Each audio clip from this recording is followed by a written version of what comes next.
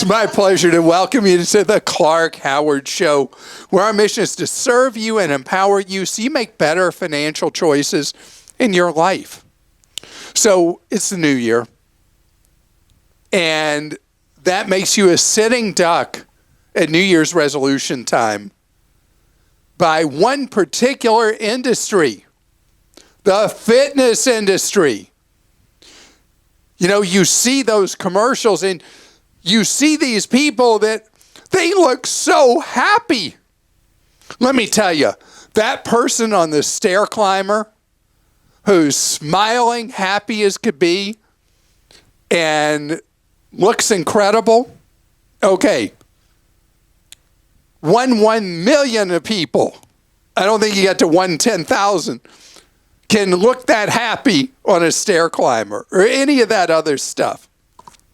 But we want to be them. We want to look like them.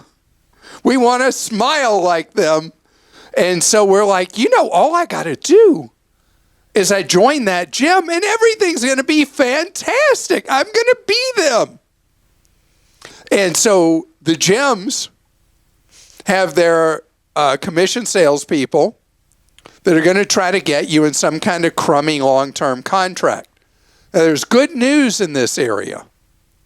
More and more gyms are available month to month. If you go back in the Wayback Machine, even as recently as 2017, it was much more common that you would have to sign a terrible, terrible, awful, hideous, rotten contract, typically for 2 or 3 years for a fitness center membership. Okay, so let's review.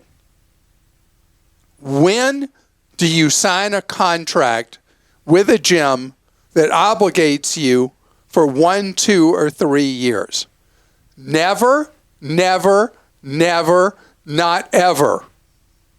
What exceptions? I don't know of any. You don't join a contract gym, period. Guess what they do with their paper?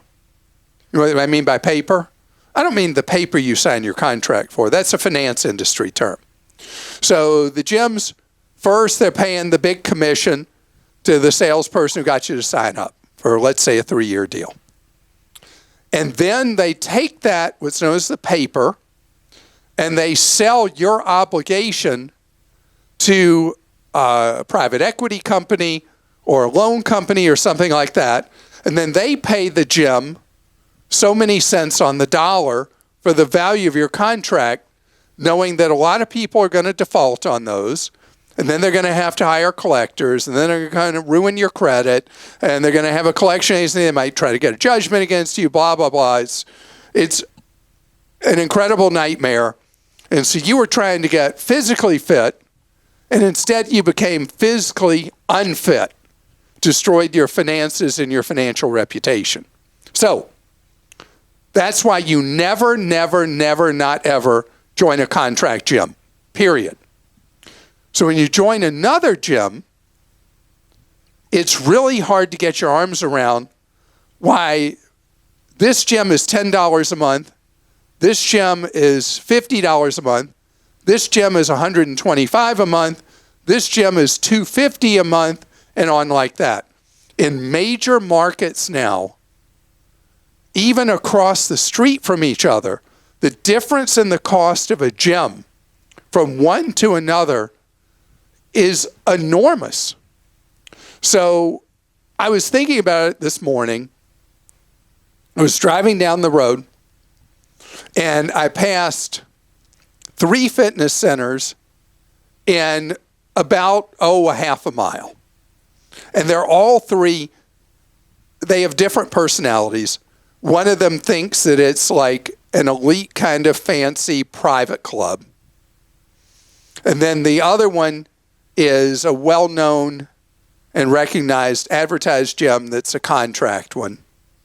And then the third one was a Planet Fitness. And what does Planet Fitness cost? Along with several others that have adopted this space, it's about $10 a month for a no-frills membership, and it's about $25 a month for their premium membership. And what's the difference between the no frills and the premium? Okay, so with the no frills, you can work out at that location and just yourself. If you go in a premium Planet Fitness one, you can bring somebody with you every time for free. You can go to any location pretty much they've got. If you're traveling or whatever, you're out of town, you see one, you can go to it. And so it's $120 a year plus junk fees, or $300 a year plus junk fees. And now there are gyms that are charging as much per month as they do for a year for their premium membership at Planet Fitness. So I want you to know that what you're about is seeing if the gym feels safe, the neighborhood feels safe, the machines look well maintained, the bathroom doesn't smell, that it's clean, and stuff's in good repair. I mean, what you're there to do is work out. You do not get yourself to work out more if you spend more money on the membership. And my favorite membership is myself, because I've talked about my 1 minute challenge. I talked about that, I think, back in November, where if you're really sedentary, so after you hear this podcast, go walk for a minute.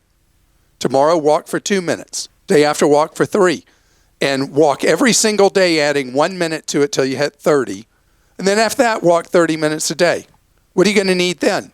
You need a comfortable pair of walking shoes. Because study after study finds that just by being active, where you've been inactive, where you've been a couch potato, just by being active on an everyday basis will have dramatic effects on your health. I work out a lot, and for me it's as mental as it is physical. Now, you want to see somebody who's a machine working out.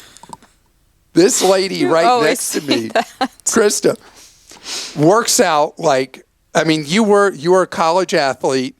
You're still fit like no one I'll ever meet.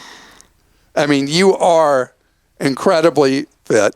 And you're always in this competitive thing where you see how you're doing versus other people in a fitness class. I enjoy spin classes, yes, where they have a competitive option. I do enjoy it. My husband and I enjoy going together and competing against each other. And who wins most of the time between the two of you? I think he wins most of the time now. It just depends. Plus, some bikes are easier than others, so I can kill him if I get a really good bike. And then I like yoga. I like a variety, especially as I'm getting older, and I feel like walking's become way more important too. So I do enjoy it, and honestly, I do it mostly for my mental well-being. I like the physical well-being, but it's absolutely helps me to have a calmer, more collected presence in the rest of my life and focus. So exercise for me is the greatest happy pill I could ever take. I mean, it improves my spirit and my mood like you cannot believe. And if you ever see me out jogging, my children make fun of me that I jog at the speed of a fast walk, and they can walk next to me and just laugh at me. But I'm out there getting fit, and I love it, and I love to walk. I love a lot of different exercise.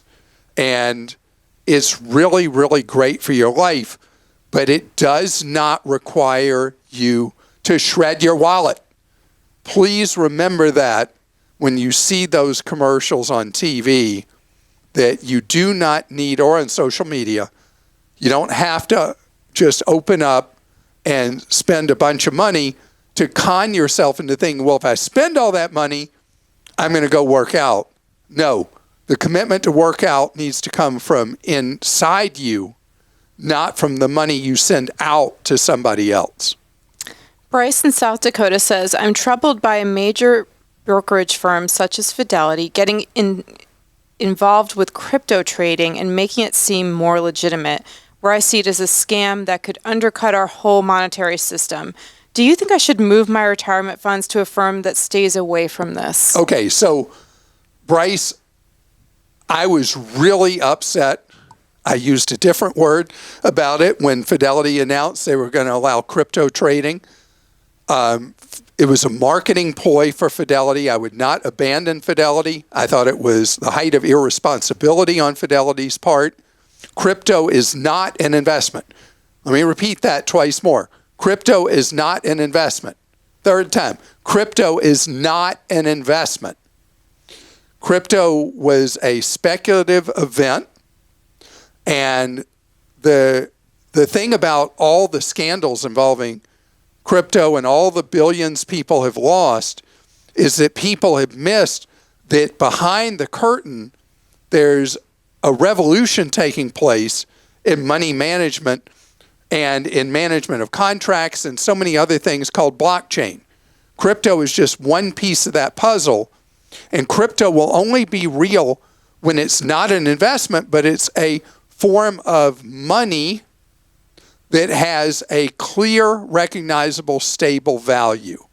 So Fidelity doing this was, I thought, just a terrible jumping in with the parade when that was all the thing, the parade people wanted to be part of, and I wish they hadn't done it.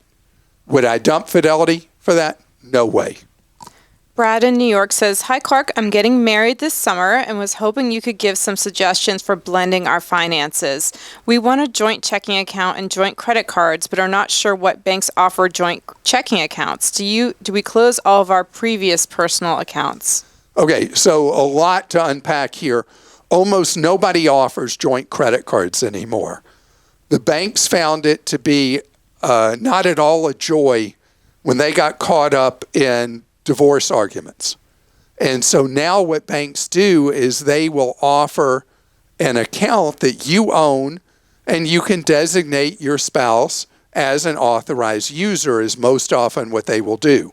The authorized user is not legally responsible for the debt run up on that card, but they are allowed to use that card, and it's up to the owner of that account to grant or revoke authorized user status.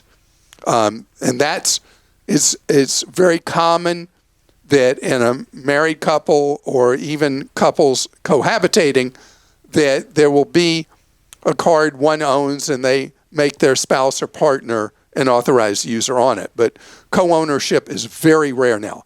Checking accounts, on the other hand, being co-owners of a checking account, very common. There are different methods of titling a checking account. If you'll use that term, title is probably not the right term. But anyway, to establishing a checking account that allows both to use that checking account, deposit to it, and withdraw from it. When you're early in a marriage, I do recommend, particularly, Brad, I don't know what age you and your intended are getting married at, what ages y'all are at, but I like it for you, particularly if you've been out in the world for a while living alone. I like for you to have stuff that's yours, stuff that's hers, and stuff that's together. I think it is good to have a house account together, each have your own account. Closing accounts, I don't recommend. You can just do this where you have each your own stuff and then you have together is what I advise. There will come a time, generally in a long-term marriage, where you'll decide to just combine. And that's fine. My wife still has her first credit card, and I don't get to see it. I don't get to know what's charged on it, and I don't pay it. And she likes having that. We've been married 27 years, and she still likes having that separate card. Smart lady. Let me just say that. Okay, now we're going to take a question from Pam in Connecticut, and she says, "My husband froze his sperm before his chemotherapy. I was not involved in it, nor did I sign any paperwork. My husband called to terminate it, but the sperm bank disregarded his call. After he passed away, I received..." First of all, let me interrupt and say, I'm really sorry he lost his struggle against disease. Absolutely. After he passed, I received a bill and called and was told I was all set. Then COVID happened, and 6 months later, I got a bill plus interest. I called and emailed as you indicated by law and to not harass me. I am not paying it as my name was not even involved. How can I stop this 3 years later and I'm still getting bills? All right, so Pam, you were not a party to that agreement that your deceased spouse entered into. I don't know if Connecticut is a community property state. Christa is looking that up now.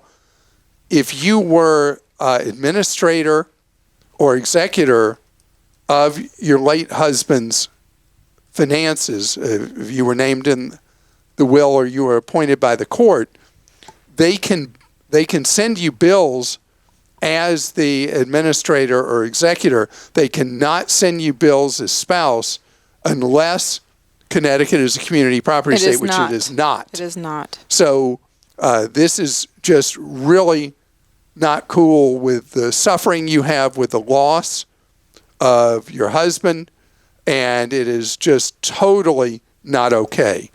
And I'm going to give you a crazy suggestion. If there's a TV station near you in Connecticut that has one of those on your side kind of reporters or troubleshooter kind of reporters,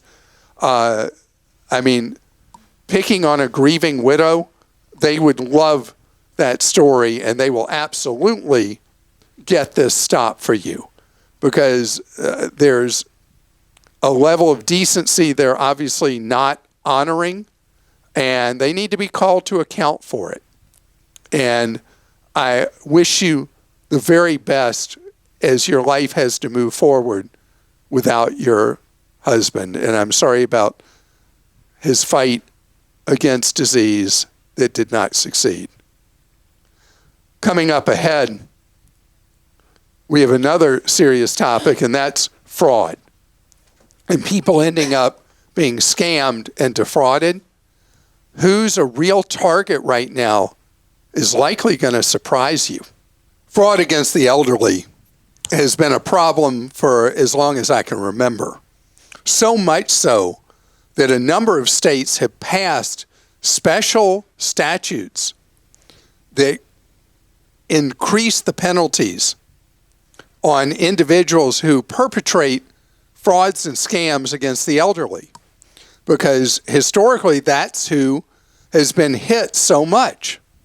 Well, I want to tell you, there's a new report from the FTC, that's the Federal Trade Commission, which is an old consumer protection agency in the federal government that mainly has a bully pulpit to warn people away from things.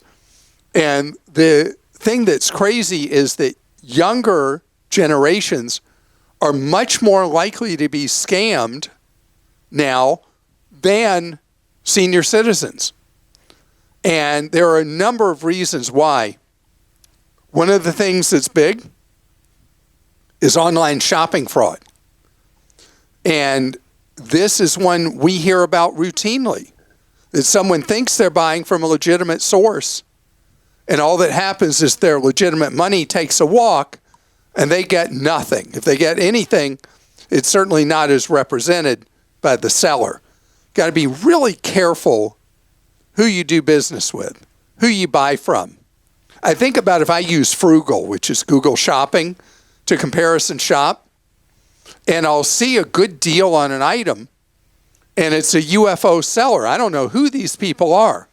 And then I'll dig in, and it's like, oh, wow, people hate these people. And I don't buy there. I mean, taking the extra steps to see who it is you're buying from is really important, because the amount of fraud with this is so huge, and there's big money being lost.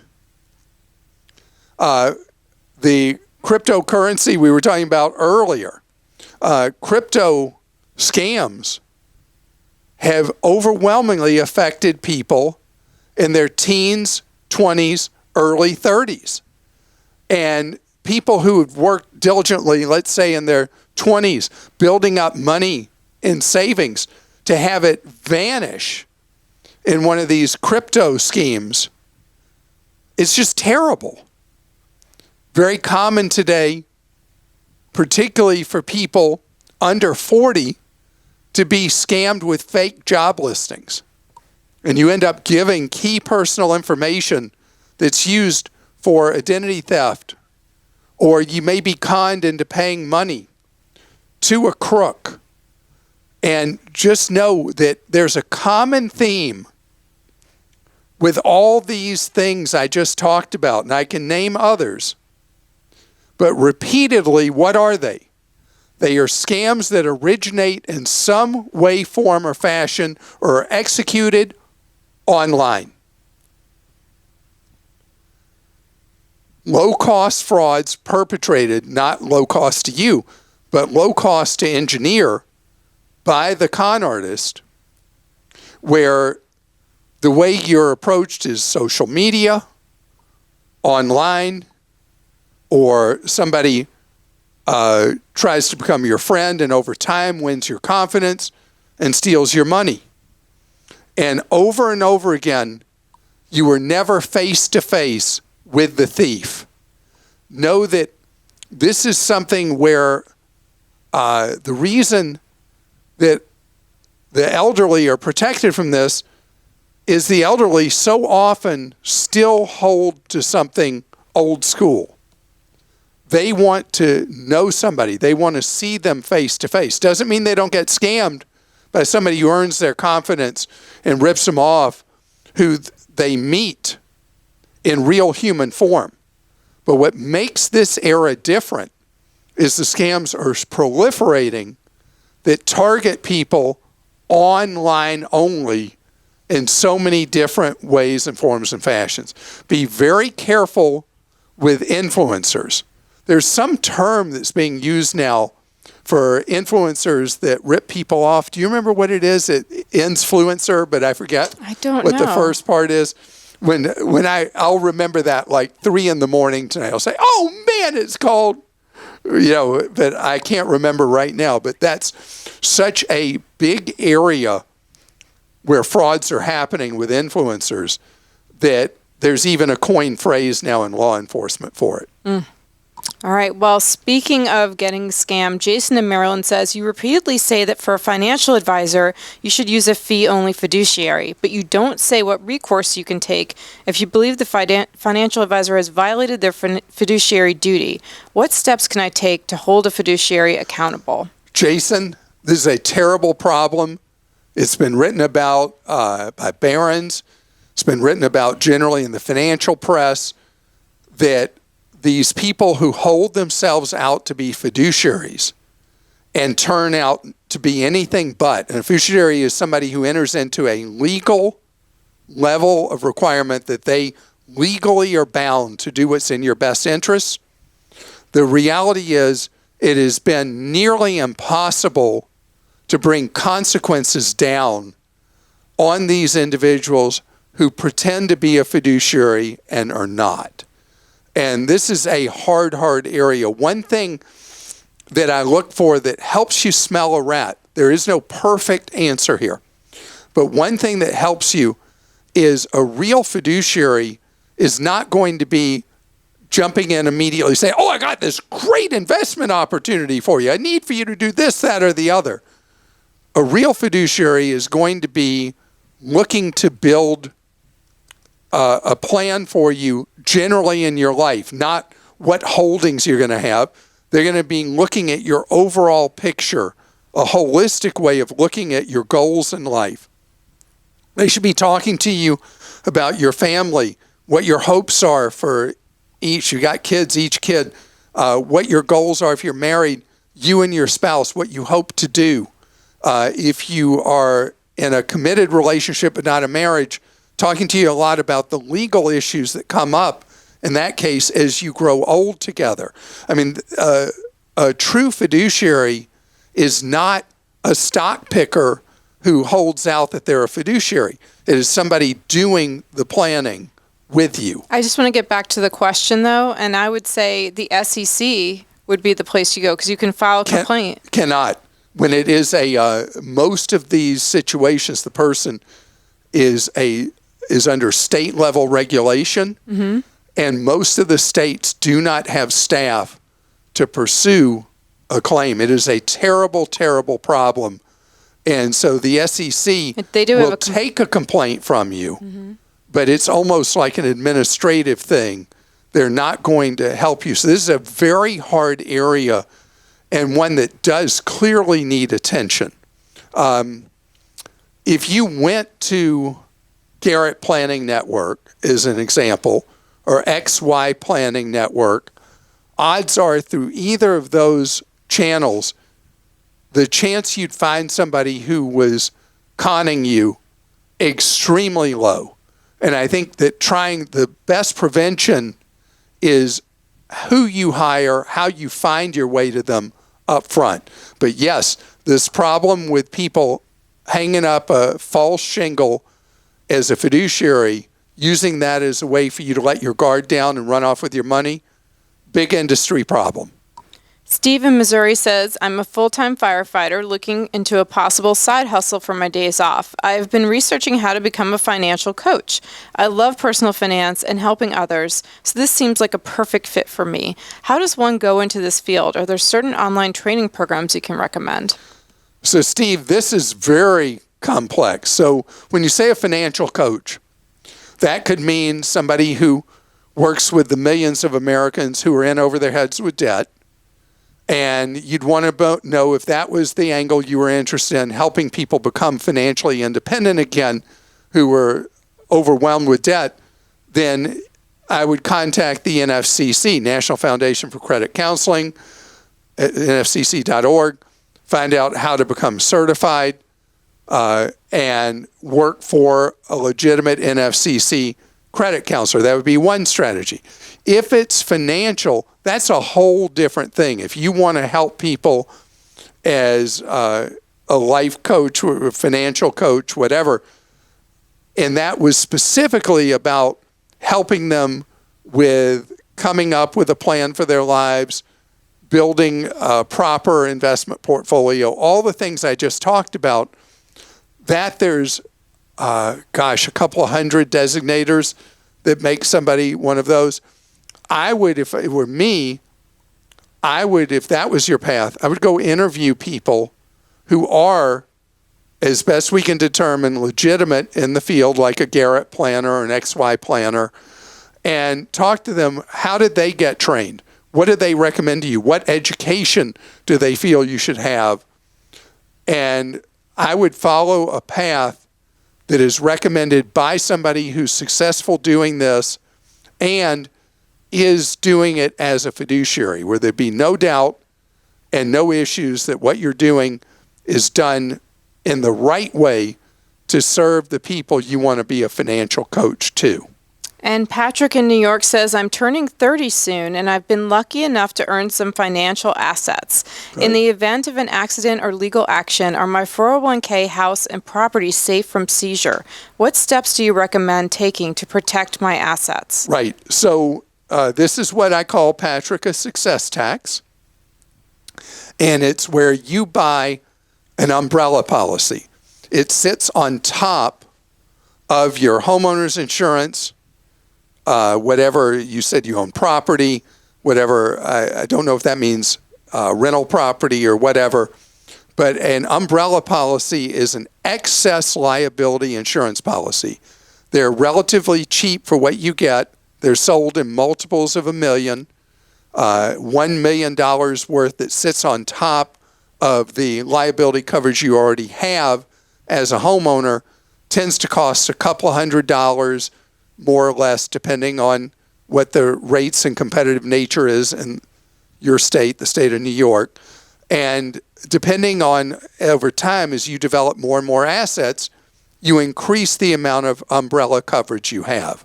And it is something very, very important for people that are developing, good savers, good investors, developing a lot of assets. Your 401k itself, though, is almost never subject to seizure because of a liability issue you are facing. Depending on the state, IRAs may be subject to seizure based on certain court actions. But the 401k, you don't really have to worry about a liability risk of somebody getting to it. And Patrick, that's a good bill to pay, because if you have to buy an umbrella policy, it means you have worked really hard in your 20s to hit 30 and have a lot of assets. And I wish you continued success as you continue your journey to financial independence. I want to thank you for listening today. If you enjoyed our podcast, please share it with a friend. And I hope that if you enjoyed it, if you'll be willing to review us.